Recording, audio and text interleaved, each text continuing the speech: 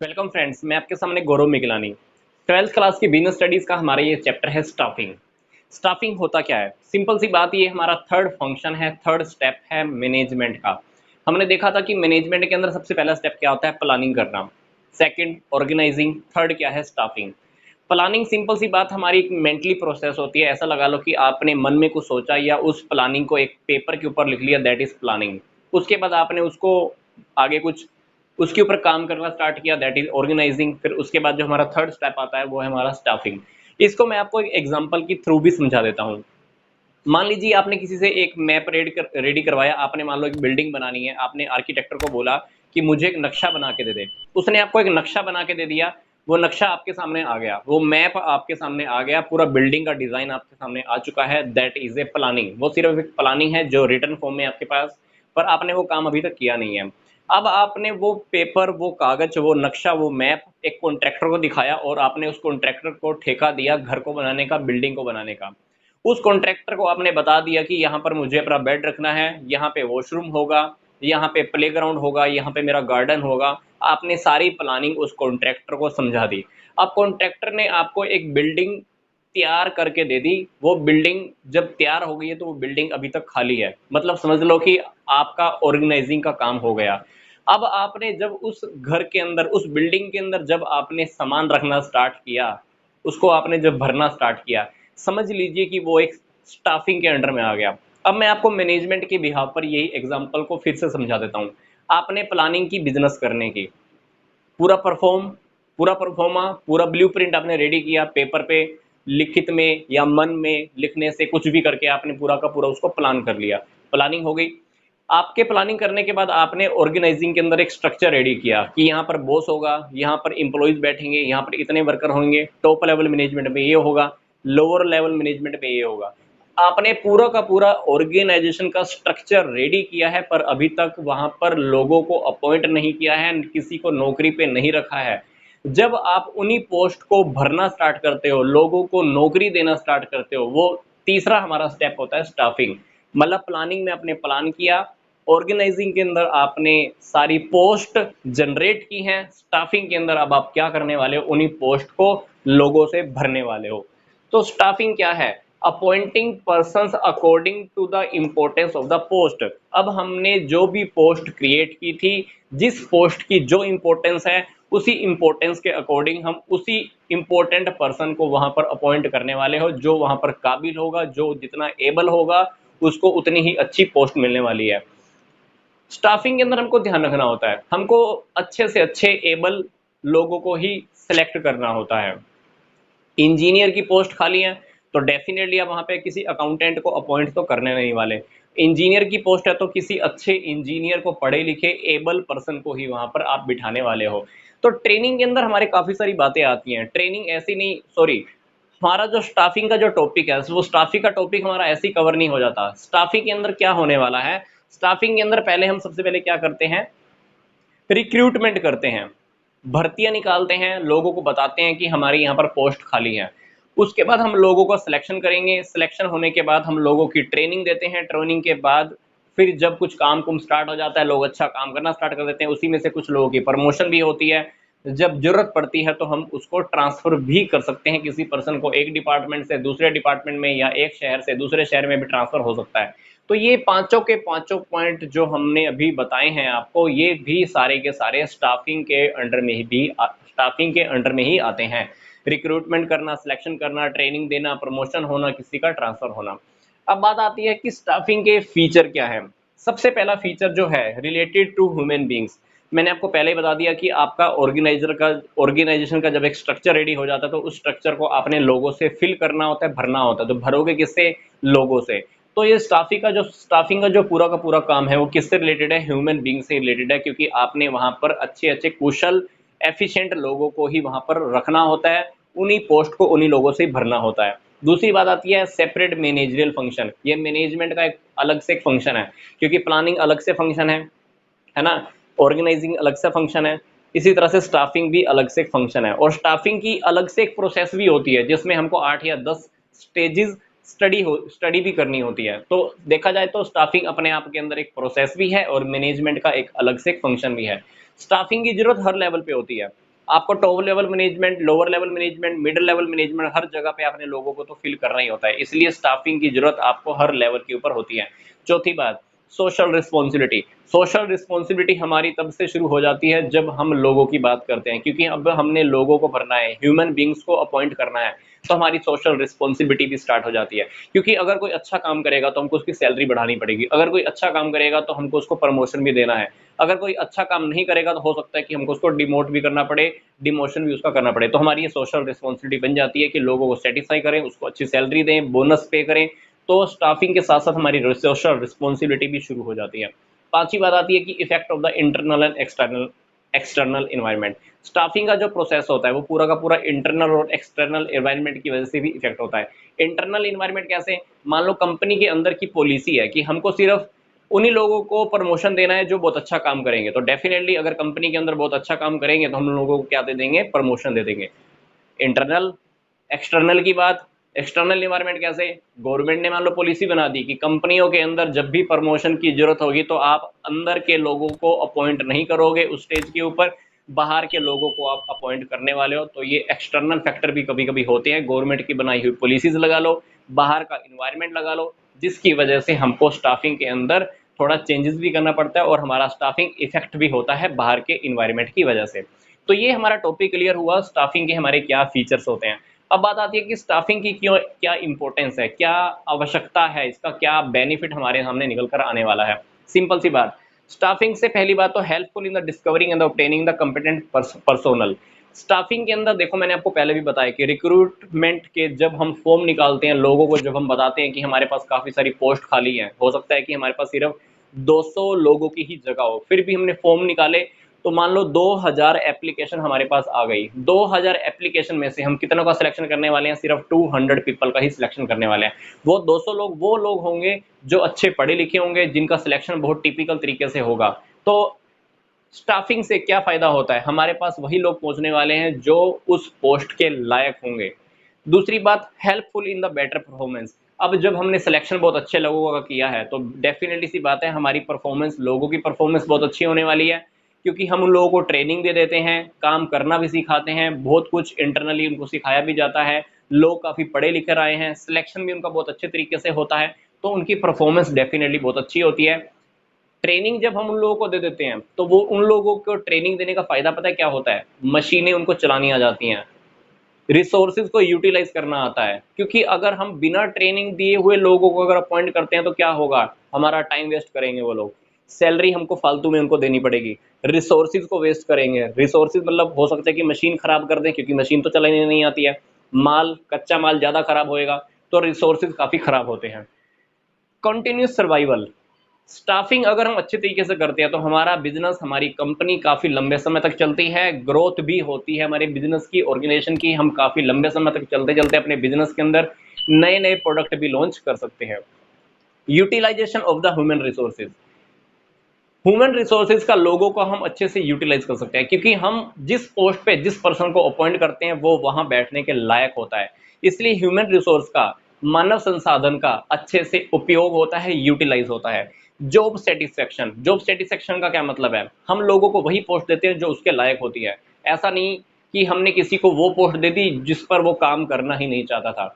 तो जिसको जो पोस्ट रिक्वायर्ड थी हमने उसको वही पोस्ट दी, सैलरी जो उसने बोली हम उसको वही सैलरी पे कर रहे हैं। जब उसका प्रमोशन का टाइम था हमने उसको प्रमोशन दिया, जब उसकी कोई घर की रिक्वायरमेंट थी, कोई उसकी कोई पब्लिक या पर्सनल मैटर था, हमने उसको भी सोल्व किया, तो डेफिनेटली उसको हमारी जॉब से सेटिस्फेक्शन रहने वाला है। तो जॉब की सेटिस्फेक्शन रहती है तो डेफिनेटली क्या होता है, जब उसकी खुद की ज़रूरतें भी एम्प्लॉइज़ की पूरी हो रही है तो एम्प्लॉइज़ का मोराल अप होता है, उनका मनोबल बढ़ता है, उनका मोटिवेशन बढ़ता है, फर्म के लिए काम करते हैं, फर्म के अंदर ये समझ के काम करते हैं कि ये फर्म मेरी है, तो डेफिनेटली वो फर्म के फेवर में काम करते हैं, तो अल्टीमेटली हमारी फर्म की ग्रोथ होती है। तो देखा जाए तो स्टाफिंग को अगर अच्छे से देखें तो स्टाफिंग के अंदर सिलेक्शन करना, ट्रेनिंग करना, प्रमोशन करना, सब कुछ आ गया, और इन सारे स्टेप्स की वजह से हमारे बिजनेस की ग्रोथ काफ़ी अच्छे से हो सकती है। इसलिए जब भी हम स्टाफिंग का काम करें तो ये स्टाफिंग का काम हमको बहुत अच्छे से करना होता है। तो पहला जो पॉइंट है हमारा ये है कि estimating the man power requirement. हम बिजनेस के अंदर स्टाफिंग के अंदर क्या करते हैं, लोगों को अपॉइंट करते हैं, लोगों को नौकरी पे रखते हैं, क्योंकि ऑर्गेनाइजिंग के अंदर क्या होता है, हमारा एक स्ट्रक्चर रेडी हो चुका होता है, पोस्ट क्रिएट हो चुकी होती हैं, पर हमने अभी तक लोगों को उन पोस्ट के ऊपर अपॉइंट नहीं किया होता। स्टाफिंग के अंदर हम क्या करते हैं, स्टाफिंग के अंदर हम सबसे पहले क्या करेंगे, मैन पावर की कितनी रिक्वायरमेंट है, हमको कितने लोग चाहिए बिजनेस के अंदर अपॉइंट करने के लिए, हम ये एस्टिमेट लगाते हैं। और अगर हमारा बिजनेस पहले से ही चल रहा है तब भी हमको ये पता लगाना होता है कि कितने लोग हमारे बिजनेस को छोड़कर जा रहे हैं, कितने एम्प्लॉय छोड़कर जा रहे हैं, या कितनों को हम बिजनेस से निकाल रहे हैं, कितने लोगों का अंदर से प्रमोशन हो सकता है, कितने लोग बिजनेस के अंदर से अपॉइंटमेंट हो सकते हैं। ये सारी बातें हमको एस्टिमेशन के टाइम पर ध्यान रखनी होती है, तब ही आप एग्जैक्टली पता लगा पाओगे कि मैन पावर की रिक्वायरमेंट कितनी है। फिर उसके बाद हम क्या करते हैं, रिक्रूटमेंट करते हैं। रिक्रूटमेंट को हम हिंदी में बोलते हैं भर्ती। हम क्या करते हैं, डिफरेंट डिफरेंट ऑर्गेनाइजेशंस के साथ हम बात करते हैं, स्कूल्स के साथ, कॉलेजेस के साथ, क्योंकि वहां पर काफी सारे पढ़े लिखे लोग होते हैं, काफी सारे पढ़े लिखे एजुकेटेड पर्सन मिल जाते हैं, तो हम उनसे भी कॉन्टेक्ट करते हैं, या हम न्यूज़पेपर के थ्रू भी रिक्रूटमेंट के लिए लोगों को अप्लाई करने के लिए बोलते हैं। हम मतलब ये क्या है, इसके अकॉर्डिंग हमने लोगों को इनवाइट करना होता है फर्म के अंदर नौकरी पाने के लिए।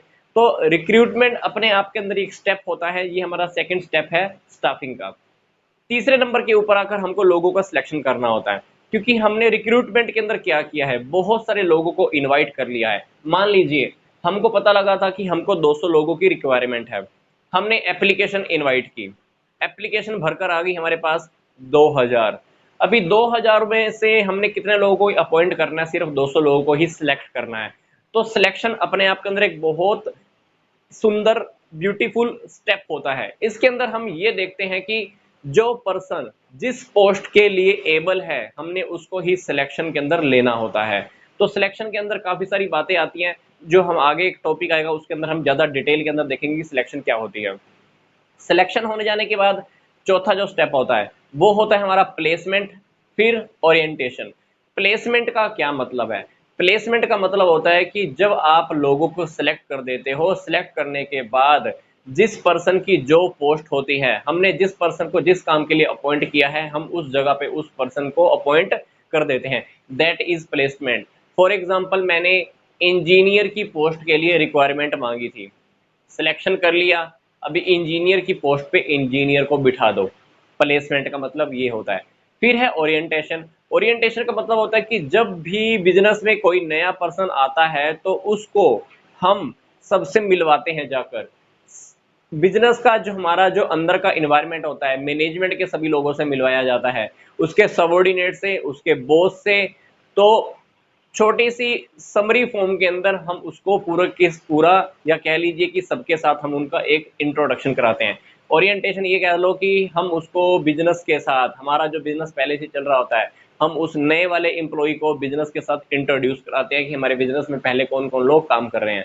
क्योंकि ओरिएंटेशन एक बहुत अपने आप के अंदर एक सुंदर प्रोसेस होती है। ओरिएंटेशन से क्या होता है, एम्प्लॉय को ये लगना स्टार्ट होता है कि मैं इस बिजनेस का, इस ऑर्गेनाइजेशन का एक हिस्सा हूं। इससे उन लोगों के अंदर, नए एम्प्लॉय के अंदर अपनेपन की फीलिंग भी आ जाती है, बिलोंगिंगनेस भी आ जाता है। तो ओरिएंटेशन करवाना बहुत अच्छा रहता है। पांचवी बात आती है ट्रेनिंग एंड डेवलपमेंट। जब भी हम लोगों को सिलेक्ट करते हैं, सिलेक्ट करने के बाद वो लोगों को हम सीधा ही काम नहीं करने देते हैं, उन लोगों को हमने कभी कभी ट्रेनिंग भी देनी पड़ती है। क्योंकि आजकल आपको पता है कि नई नई टेक्नोलॉजी आती है, हर टेक्नोलॉजी के बारे में हमारी फर्म के अंदर आने वाले हर इम्प्लॉय को पता हो ये जरूरी नहीं होता है। इसलिए हमें उनको ट्रेनिंग देनी पड़ती है, प्रशिक्षण देना पड़ता है। ट्रेनिंग देने का फायदा क्या होगा, हमारी मशीन का वेस्ट नहीं होगा, हमारा रॉ मटेरियल वेस्ट नहीं होगा, हमारा टाइम वेस्ट नहीं होने वाला है। तो ट्रेनिंग देने के बाद वो काम को बहुत अच्छे तरीके से करना स्टार्ट करते हैं।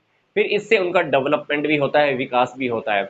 उनको इस एरिया का भी नॉलेज हो जाता है, उस डिपार्टमेंट का नॉलेज भी हो जाता है, उस डिपार्टमेंट का भी नॉलेज हो जाता है। तो मतलब चहुमुखी विकास हो जाता है ट्रेनिंग देने से, उनका ट्रेनिंग और डेवलपमेंट भी हो जाता है। छठा पॉइंट है परफॉर्मेंस अप्रेजल।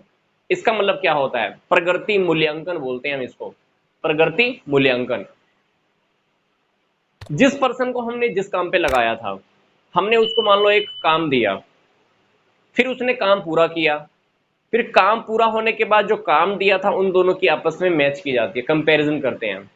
कि उस पर्सन को जो हमने काम दिया था, जो स्टैंडर्ड के अकॉर्डिंग मैंने काम दिया था, क्या वो उसके अकॉर्डिंग काम कर रहा है कि नहीं कर रहा है।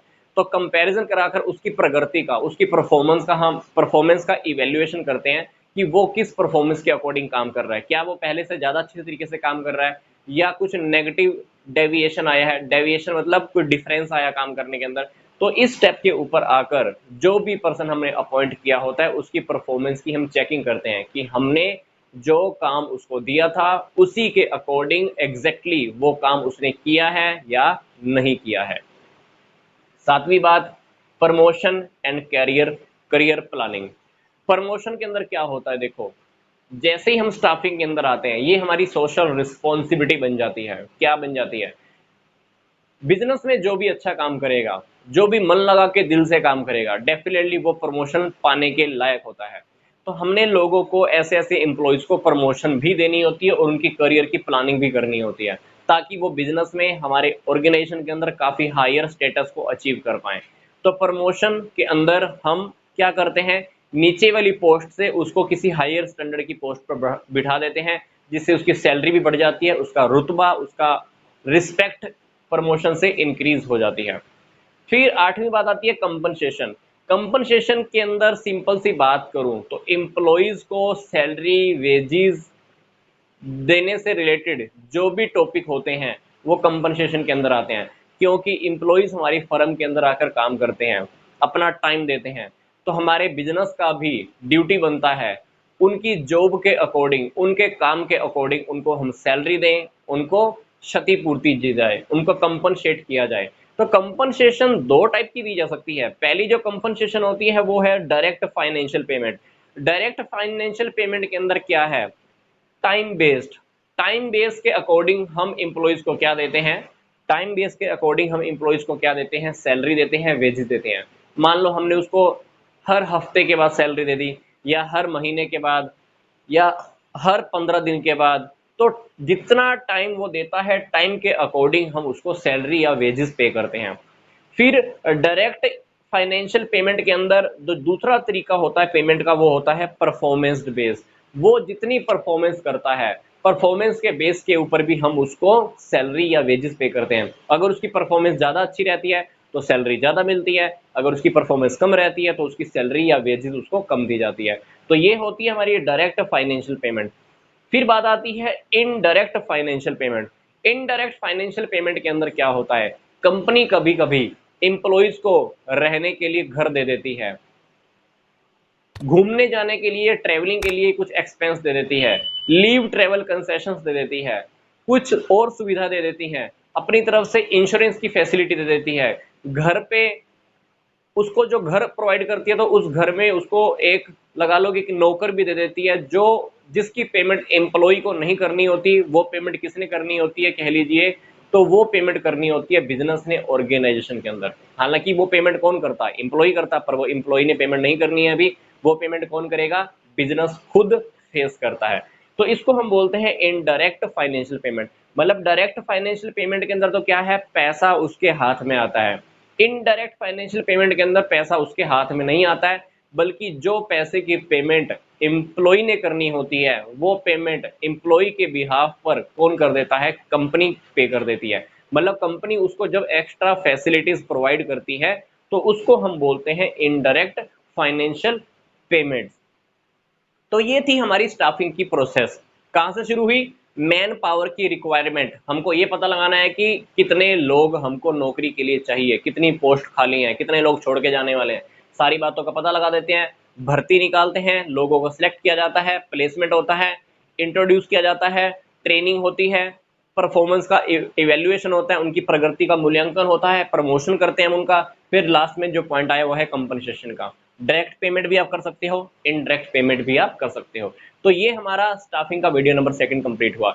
नेक्स्ट वीडियो में हम ये देखेंगे कि ह्यूमन रिसोर्स डेवलपमेंट या ह्यूमन रिसोर्स डिपार्टमेंट क्या होता है, ह्यूमन रिसोर्स मैनेजमेंट क्या होता है। तो नेक्स्ट वीडियो में आप देखेंगे। तो आई होप ये वीडियो आपको अच्छा लगा होगा। मिलते हैं नेक्स्ट वीडियो में।